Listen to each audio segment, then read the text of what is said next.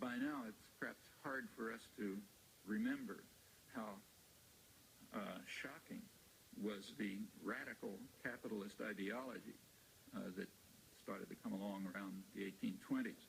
It was given its sharpest doctrinal form in what was called the new science of economics of David Ricardo and Malthus and Nassau Sr. and others.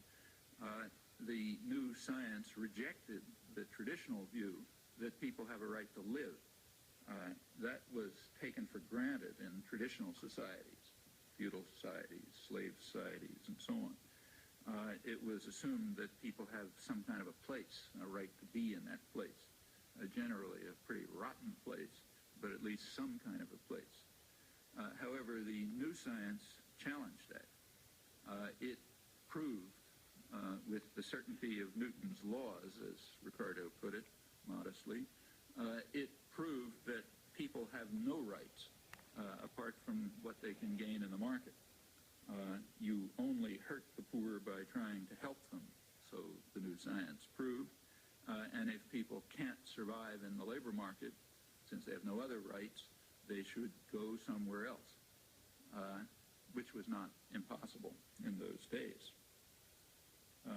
Recall that free movement of labor is a fundamental principle of free market doctrine. You don't have free movement of labor, you don't have free market.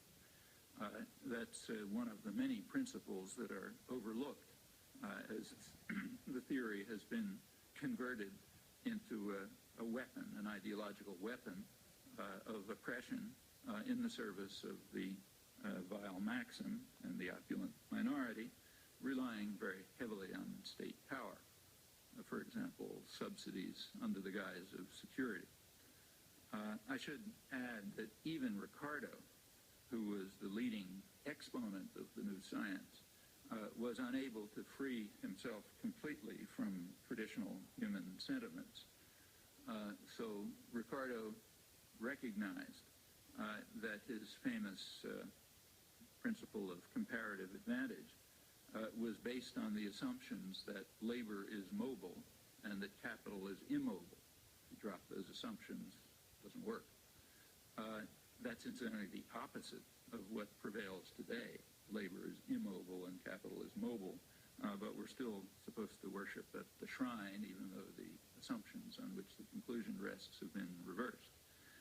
In Ricardo's day, the assumptions were not all that unrealistic.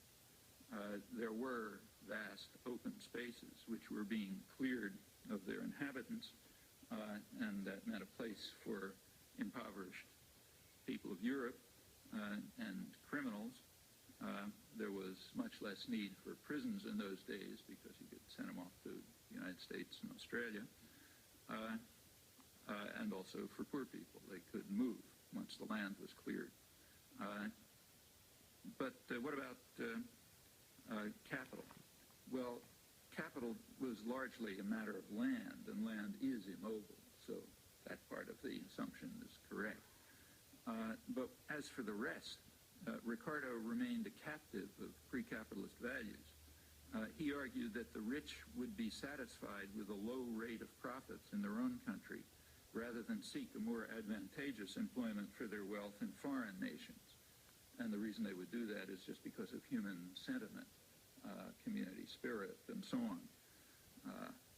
Adam Smith had a much clearer view in this regard years earlier when he said, no, they're going to follow the vile maxim.